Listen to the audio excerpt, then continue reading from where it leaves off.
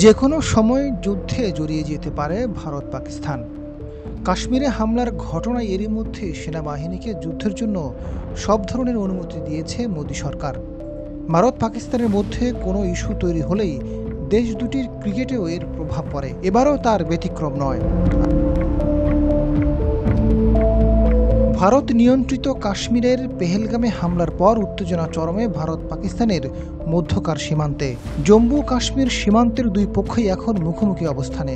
বড় আকারের যুদ্ধ না হলেও এখন পর্যন্ত গোলাগুলির খবর পাওয়া গিয়েছে বেশ কয়েকবার। এমনই উত্তেজনার মধ্যেই সাবেক ভারতীয় ওপেনার শিখর ধাওয়ানকে খোঁচা দিলেন সাবেক পাকিস্তানি ক্রিকেটার শহীদ আফ্রিদি।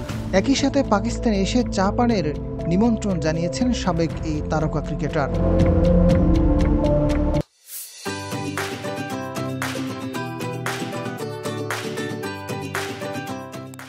সাম্প্রতিক সীমান্ত ইস্যু নিয়ে আলোচনাতে নিয়মিত অংশ নিয়ে আসছেন দুই দেশের ক্রিকেটাররা।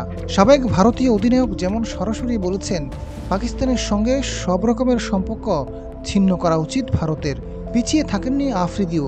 স্থানীয় এক টেলিভিশনে ভারতীয় সেনা ও তাদের মানসিকতা নিয়ে মন্তব্য করেছেন তিনি। ক্ষোভ প্রকাশ করে আফ্রিদি জানান, ভারতে একটা বাজি ফাটলেও এর দায় আসে পাকিস্তানের উপর। আপনাদের ৮ লাখ সেনা মোতায়েন করা আছে কাশ্মীরে, আর তারপরেও এমন ঘটনা কিভাবে ঘটে? এর মানে আপনার সক্ষমতা নেই আর আপনারা পুরোপুরি অচল। আফ্রিদির এমন মন্তব্যে তোলপাড় শুরু হয় ভারতে। তাতে যোগ দেন শিখর ধাওয়ান। সাবেক এই ওপেনার আফ্রিদিকে মনে করিয়ে দেন কার্গিল যুদ্ধের কথা। শিখর বলেছেন, আমরা তোমাদের কার্গিলে হারিয়েছি, আর কত নিচে গেলে থামবে তোমরা? মন্তব্য করার চেয়ে নিজ দেশের উন্নতি করার দিকে মনোযোগ দাও। শিখর ধাওয়ানের এমন টুইটের জবাবে পাকিস্তানে এসে চা পানের নিমন্ত্রণ জানান আফ্রিদি। চমৎকার চা হ্যাশট্যাগ রেখে আফ্রিদি লিখেছেন, হারা জেতা বাদ দাও, এসো শিখর, তোমাকে খানিক চা পান করানোর সুযোগ দাও। আদতে নিমন্ত্রণ মনে হলেও এই বার্তায় মূলত শিখর ধাওয়ানকে খোঁচাই দিয়েছেন আফ্রিদি। ২০১৯ সালে ফেব্রুয়ারি মাসে পাকিস্তানের আকাশসীমায় অবৈধ উড্ডয়নের জন্য ধরা পড়েছিলেন ভারতের ফ্লাইট লেফটেন্যান্ট অভিনন্দন বর্তমান।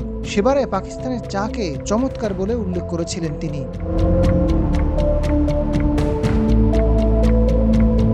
শহীদ আফ্রিদি নিজ দেশের সামরিক পোশাক পরিহিত ছবি দিয়ে এবার ধাওয়ানকে সেই চমৎকার চায়ের খোঁচাই দিয়েছেন। যদিও আফ্রিদির এই টুইটের পর থেকে এখন পর্যন্ত শিখর ধাওয়ানের কোনো প্রতিক্রিয়া পাওয়া যায়নি। Azad Farooq, GTV news.